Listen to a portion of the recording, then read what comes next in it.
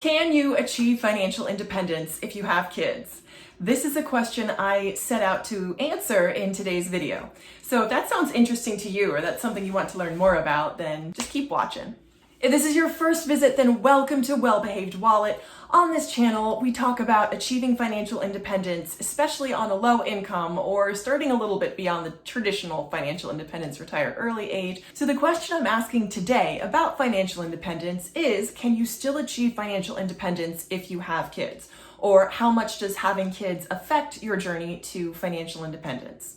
To kind of give you some context, I'm looking at this question really from my own experience. I'm doing research and I'm setting out to educate myself on what's possible. There are a couple different ways to do this, and I'm continually taking in new data and analyzing new scenarios and new success stories. So that's the first way you can do that, is by looking at what other people have done and looking at how they made it happen. So while that's helpful to see what is possible within the realm of a personal financial journey, it's also really important to remember not to compare your journey to anyone else's. So for me, I have to remember not to compare my financial independence journey to anyone else's. Yes, you can get information and take points from other people's journey, especially when it comes to achieving financial independence with children. But that doesn't mean that you should measure yourself against other people's journey and what they are or aren't doing or how quickly they're accomplishing something. This is just something I have to remind myself of continually because I am very guilty of comparing myself to other people and then kind of feeling discouraged because of that. So it's really important to realize that my personal financial journey is mine alone. Your personal finance journey and your journey to financial independence are yours. Please don't compare yourself to anyone else in a negative way. That said, you can learn a lot by studying other people's stories and by seeing how they managed to accomplish certain milestones. Please like this video, it really helps. Thank you. So here are some of the most common factors that will influence your financial independence journey with children. So the first is your age, and that's something that I consider myself as I am no longer in my 20s. It's something that I'm thinking about as I consider planning for children. The second factor is the cost of living in your area. Some people are willing to perform location arbitrage and maybe move to a different country so that they're able to maintain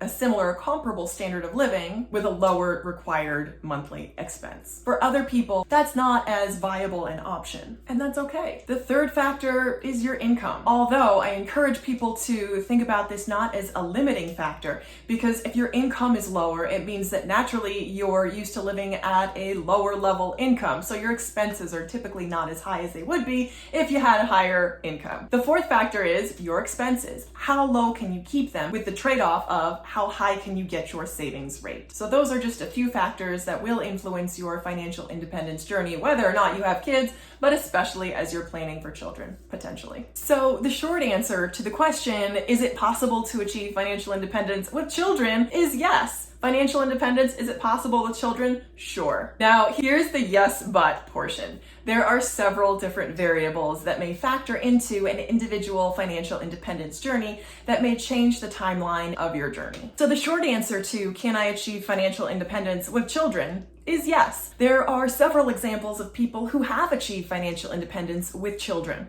It's not easy and it takes a lot of discipline and determination and planning. It's also dependent on some additional factors that you can't necessarily change if you don't plan for it early. But there are several examples of people who have achieved financial independence with children. I'm thinking primarily of Christina and Aman on Our Rich Journey, who retired in their late 30s to Portugal, and they have 2 daughters. I'm also thinking of the Johnsrude family, who have 5 kids and managed to retire also in their late 30s. So yes, it is possible, and there are some well-documented cases of families that have achieved financial independence with children. Here's another disclaimer on both of their stories, as they're kind of the primary examples of families that have achieved financial independence with more than one child. The first thing is they made the decision to start working toward financial independence fairly early on in their lives. I know for the Johnsrudes, they started started in their early 20s working to financial independence, and I believe for Aman and Christina, they also started in their 20s to achieve financial independence. So the first key similarity with both of their stories is they started early. The second key is that both spouses were on the same page when it came to what they were willing to sacrifice in order to achieve the goal of financial independence, retiring early with children. So that's the second key. And the third key is that they both lived in fairly low cost of living areas. They were able to make significant sacrifices that led them to achieve their goals in and above their desired timeframes. Both are incredible financial independence examples, and you should go look them up if you haven't heard of them before, because they are really, really amazing people. So with the disclaimer not to compare yourself in a negative way to anyone else's financial journey, here's what I've learned so far on the topic of kids and financial independence, or can you achieve financial independence with children? If you already have kids and you're deciding now that you would like to aim for financial independence, congratulations, this is a great decision. There is no better time than right now to start working aggressively toward financial independence. It's also important to realize that if you're already used to a certain standard of living, it may take some adjustment to come down to a standard of living that will allow you to raise your savings rate. So it will be difficult, but not impossible. The key is to align on the ultimate destination. Where is your destination? Financial independence and financial freedom. Bringing your children along for the ride. If you don't have kids, but are planning to have kids, and you also want to achieve financial independence, this is the time to start planning. Now, there's a Jewish proverb that says, "We plan and God laughs." I've certainly seen this come true in my own life. That said, having a plan that only works 50% of the time